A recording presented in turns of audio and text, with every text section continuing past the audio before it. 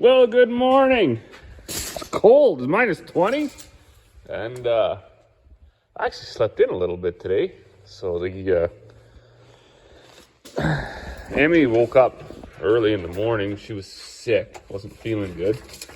So I guess, like, not knowing to myself, shut my alarm off at that point. Maybe I knew she wasn't going to school. Maybe my brain just thought that she wasn't going to school. I don't know. But anyways, my alarm got shut off. So I ended up sleeping in. Also, yesterday was the first day the kids had actual hockey practice.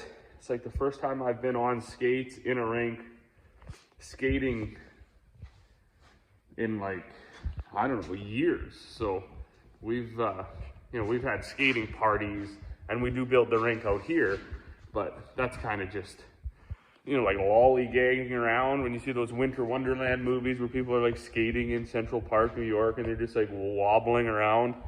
That's kind of all we do, right? But I was helping on the U9 side, so the kids that are under 9, and I don't know what there was, 16, 17 kids. Some first-year players, some have been playing hockey for like 3 or 4 years. And holy man, some of those kids can rip, like unbelievable. So trying to keep up with those little individuals took a little bit out of this guy. Of course, my skates there, the ones I used when I was like 18, so they don't quite fit the same way. Been sitting in storage for whatever, 15 years or whatever it is, but it was good. Definitely played me out. I'm getting fatter than I was before, so a little bit of exercises. I'm looking forward to it this winter. Hopefully I can make all those events, help out with the kids. Like I said, it is minus 20 here, so I don't really want to make more bags. Of course, all winter long when it gets down to minus 20, I'll make bags every day. But I'm gonna slowly ease into that. I made a bunch of bags yesterday. I got a few more to make today. But my telehandler is still running sluggish, I guess. It's almost like it's not getting enough fuel. So I did phone Finning, and they got the same guy that came out to figure out my steering issue. He's available tomorrow, so he's going to come out. So what happens, it starts up good. Actually, we'll just see if it'll start. And it'll run for quite a while. It'll run good. But then it'll just turn itself off. See what happens here.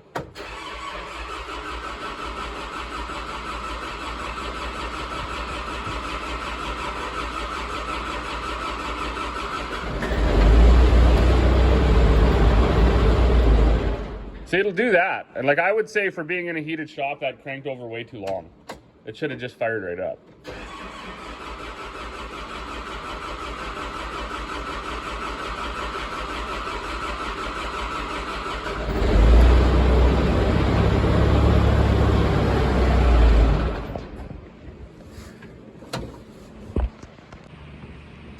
So if I was to start it 2 or 3 more times, it would, I'm convinced it would stay running because that's what it's been doing for a while.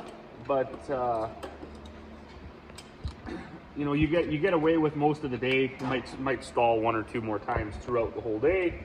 You go through the motions of getting it going again, and then it runs for another 3 or 4 hours, and then it stalls out again.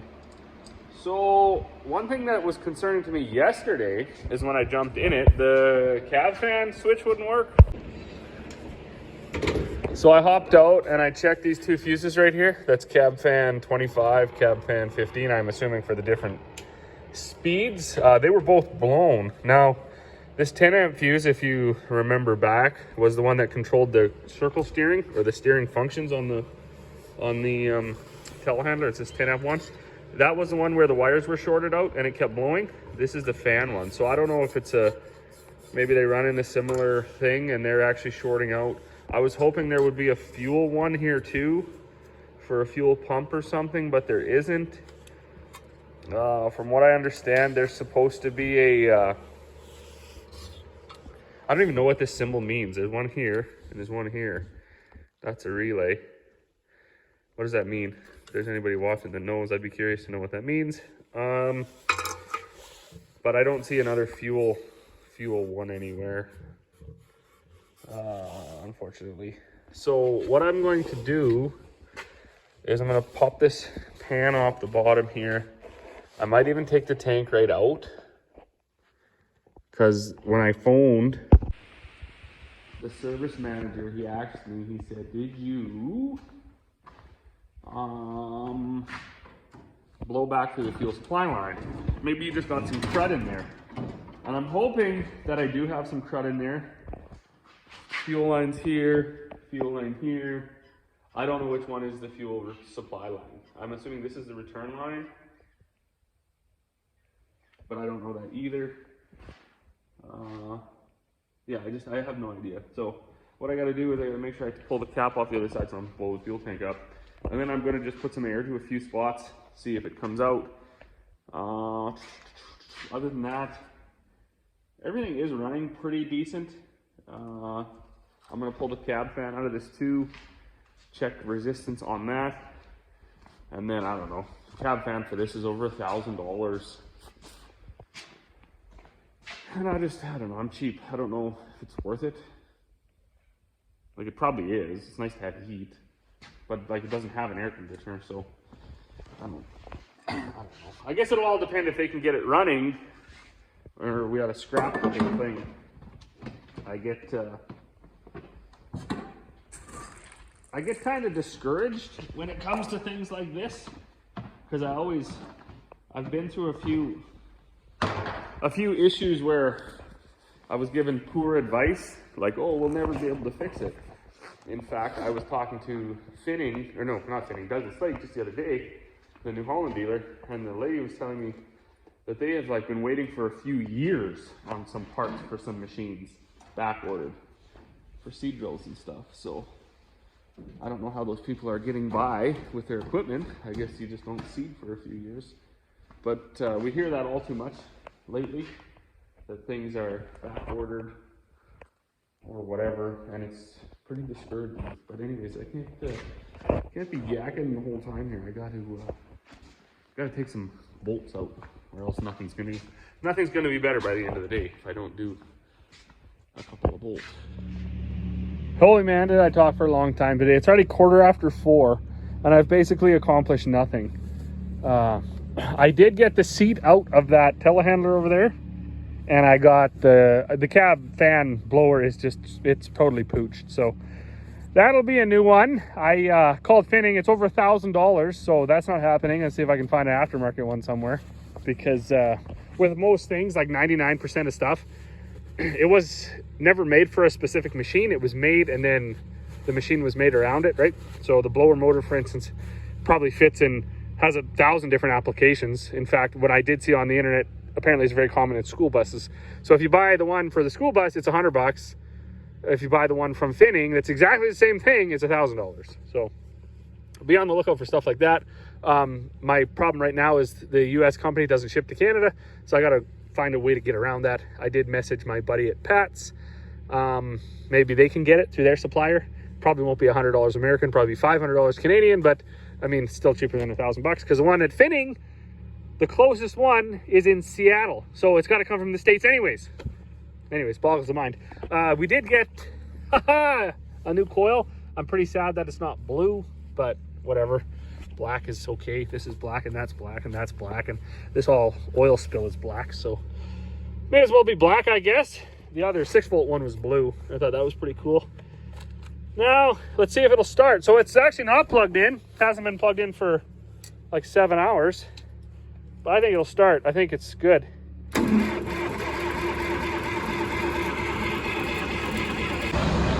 Well, good evening. It's a little after 6.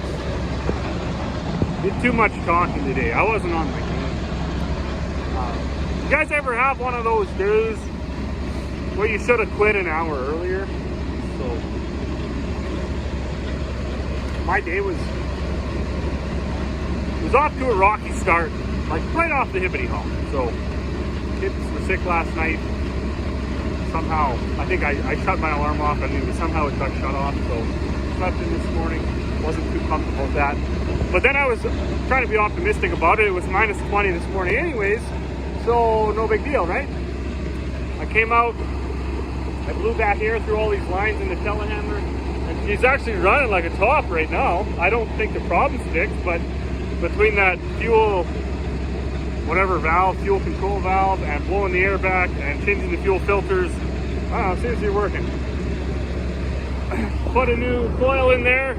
That 430 was working pretty good anyways, but because I did the points and the distributor and the wires and the spark plugs and the condenser and the cap and everything like that, I just wanted to do it all, so it's all good. The backhoe's been working like an absolute dream. It's got good brakes now. That was fixed. So it was going okay. I was making bags. Life was good. This was all good.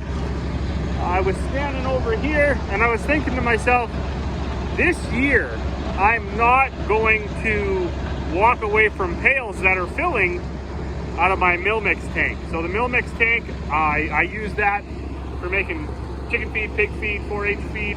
It's got a little bit different kind of molasses in it. It's for in the mill. That's why it's called mill mix. Last year, when it got down to minus 20 and beyond, the mill mix is a little thicker than the mole mix, the cattle stuff, so it's a little slower to fill a pail. When the tote gets about half full, I don't know, you're looking 10-15 minutes to fill a pail maybe. I'd walk away. About 3 or 4 times last year, I didn't get back to the pail quick enough, and I'd have a little bit of a spill. So I was standing right over here today, right over by this barley bin, and I was thinking in my head, yeah, I'm not going to do that. So I'm not kidding, and it takes a certain man to be able to admit this. I'm not kidding. I was standing there thinking that I would not open that valve. I walked over here.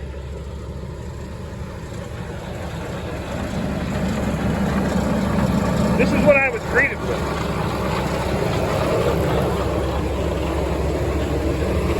An actual river of molasses running down. So I had clearly overfilled this pail. So I don't know if I've gone completely brain dead from sleeping in this morning, but when I saw that, I didn't even have a realization in my head. I didn't even have like, oh man, I left that open. I don't even remember opening it. In fact, I distinctly remember standing over there saying I wasn't going to open it while it was overfilling. So anyways, crazy enough, the mess looks a lot bigger than it was. There wasn't, and I was able to shovel up a couple of pails because the ground is frozen. And what I'll be able to do tomorrow is I'll be able to come out and scrape that little bit more together there and put a little bit of grain on top of it, almost like oil absorbent, and then I will, it'll be okay. It's certainly not ideal, but I can scrape that up and then take it up and feed it to my cows.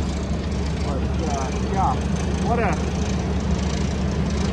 what a crappy end to the day. So it is after 6.